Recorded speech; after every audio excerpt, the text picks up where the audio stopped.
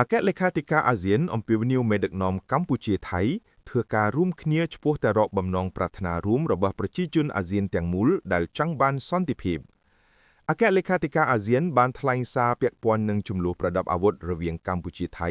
ដោយអំពាវនាវមេដឹកនាំប្រទេសទាំងពីរប្រើប្រាស់ភាពអត់ធ្មត់ឲ្យអស់លទ្ធភាពហើយធ្វើការរួមគ្នាឆ្ពោះទៅរកបំណងប្រាថ្នារួមរបស់ប្រជាជនអាស៊ានទាំងមូលដែលចង់បានសន្តិភាពស្ថិរភាពសាមគ្គីភាពនិងវិបុលភាពបើតាមលោកបណ្ឌិតកាយគឹមហ៊ួនយើងមិនអាចមិនខ្វល់ពីការបន្តប្រយុទ្ធគ្នារវាងប្រទេសសមាជិកទាំងពីរបានទេស្ថានភាពមានការផ្សព្វផ្សាយគ្រប់ដណ្ដប់នៅក្នុងតំបន់និងអន្តរជាតិយ៉ាងទូលំទូលាយហើយបានឲ្យមានការអំពាវនាវពីប្រធានអាស៊ាននិងមេដឹកនាំប្រទេសដៃគូខាងក្រៅរួមទាំងអគ្គលេខាធិការអង្គការសហប្រជាជាតិឲ្យមានការត្រឡប់ទៅរកបទឈប់បាញ់ជាបន្ទាន់បន្ធូរបន្ថយភាពតានតឹងនិងត្រឡប់ទៅរកកិច្ចសន្ទនានិងការទូតឡើងវិញប្រជាជនអាស៊ានជាពិសេសសហគមន៍រស់នៅតាមព្រំដែននៃប្រទេសទាំងពីរដែលជាជនរងគ្រោះបានទទួលរងផលប៉ះពាល់យ៉ាងធ្ងន់ធ្ងរដោយសារការប្រយុទ្ធកំពុងបន្តលោកបានបន្ថែមថាយើងត្រូវតែផ្ដល់ឱកាសដល់សន្តិភាព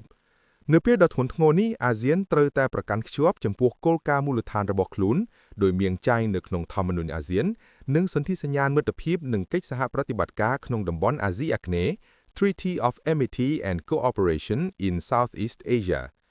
គោលការណ៍ទាំងនេះបង្ខំឲ្យយើងគោរពតាមដំណោះស្រាយជម្លោះដោយសន្តិវិធីពង្រឹងកិច្ចសហប្រតិបត្តិការនិងធានាថាសន្តិភាពនិងស្ថិរភាពឈ្នះនៅក្នុងតំបន់យើងលោកបណ្ឌិតកៅគឹមហ៊ួនបានបន្តថានៅក្នុងន័យនេះខ្ញុំសូមថ្លែងអំណរគុណយ៉ាងជ្រាលជ្រៅបំផុតចំពោះប្រទេសម៉ាឡេស៊ីសម្រាប់ភាពជាអ្នកដឹកនាំយ៉ាងប្តូរផ្តាច់នៅឆ្នាំនេះនិងជាពិសេសអាយុធនាយករដ្ឋមន្ត្រីម៉ាឡេស៊ីអាន់វ៉ាអ៊ីប្រាហ៊ីមសម្រាប់ការណែនាំដ៏ខ្លាំងក្លានិងទៀងទាត់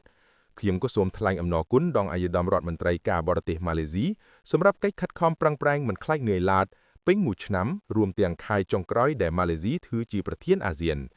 សូមជម្រាបថាយោធាថៃបានបើកការឈ្លានពានលើកម្ពុជាកាលពីថ្ងៃទី7ខែធ្នូឆ្នាំ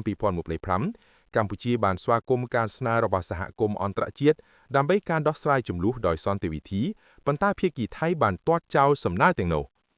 ពួកគេមិនត្រឹមតែបើកការវាយប្រហារមកលើកងទ័ពកម្ពុជាដែលឈរការពារអធិបតេយ្យនិងបូរណភាពដែនដីកម្ពុជាទេថែមទាំងយកជនស៊ីវិលនិងហេដ្ឋារចនាស៊ីវិលជាគោលដៅទៀតដូចជាប្រាសាទបុរាណស្ពានបុរាណមន្ទីរពេទ្យវត្តអារាមផ្ទះសម្បែងក្បែរជំរំភាសឹកនិងសាលារៀនជាដើមភាគីថៃបានភូតកុហកពិភពលោកនិងចោទប្រកាន់មូលបង្កាត់កម្ពុជាដើម្បី